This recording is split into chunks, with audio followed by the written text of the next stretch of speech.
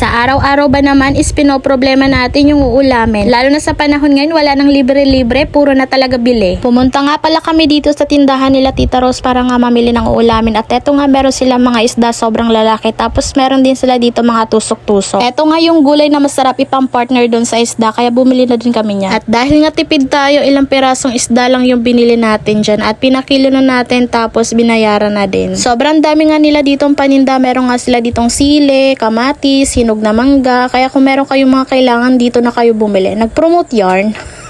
Nagmadali na nga kaming umuwi niyan kasi nga tanghali na kailangan na namin makaluto. Mapapasabak na naman tayo sa pagluluto at eto nga yung lahat na binili ko. Pang 2 days na namin yan uulamin. Tipid yarn. At kinahaponan nga ay pinaigib ko ng tubig si Dodong kasi nga walang katubig-tubig. Hindi pwedeng walang uulamin ngayong gabi kaya nagluto ulit ako ng papaya dyan. Nilagay ko na nga sa kawali yung gata niya at minix ko na nga yan para magkulo na nga siya ng ilang minuto. Pagkakulo nga ay nilagay ko na yung papaya. Hindi talaga kumpleto ang gulay kapag walang isda. Kaya nilagay ko na din yung tulingan para mas lalong sumarap. Sinunod ko na nga yung panghuling gata at hinintay na itong maluto.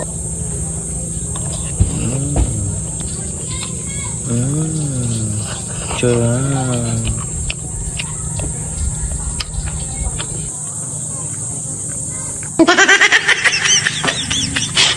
Pagkatapos ko nga kumain, naghugas na ako ng mga hugasin. Minikos-mekos ko na nga yan kasi nga meron pa akong susunod na gagawin. Inayos ko na nga yung mga kalat ko dito sa gilid at pagkatapos nga yan pumunta na ako sa kwarto para nga mag back to work na. At kung nakaabot ka sa dulo ng video na to, thank you for watching!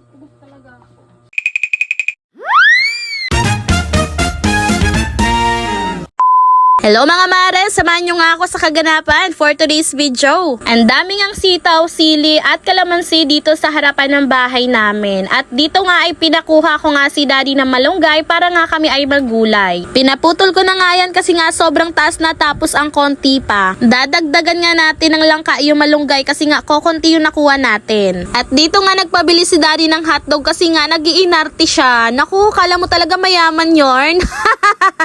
Sa sunod na mag-iinarte pa to, bibinggo na talaga to sa akin.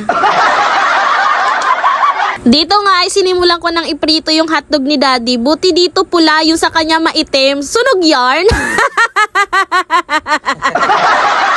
Kakain na nga ako kasi nga mapapasabak ako sa unboxing. Ganito nga kadaming parcel, tara samahan nyo ko mag-unbox. Pagkatapos ng 1 week na bakasyon, eto nga yung bumungad sa akin na sandamakmak na mga parcel. Unboxing na!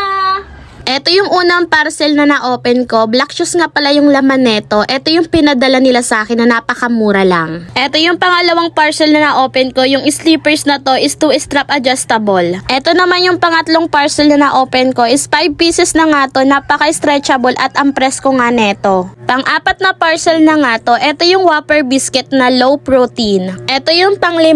Ito yung basahan na fast absorbent non-slip na din. Ito yung pang-6. So ito yung perfume na nakaset na super bango neto. Ito yung pang-7, sandals nga pala to na sobrang ganda ng quality. Ito yung pang-8, short nga pala to na kahit plus size is merong size dito. Ito yung pang-9, shoes for men nga pala to, sobrang nagustuhan ko yung quality. Ito yung ika-10 na parcel na buy one take one perfume. Ito naman is short nga pala to na naka buy one get 4 pieces. At ito naman is naka buy one take one na umbrella. Ito nga din ay tissue, tapos tissue ulit. Sa hinahaba-haba nga ng video na to, dito ko na lang to puputulin. Hanggang dito na lang. Thank you for watching. Don't forget to follow.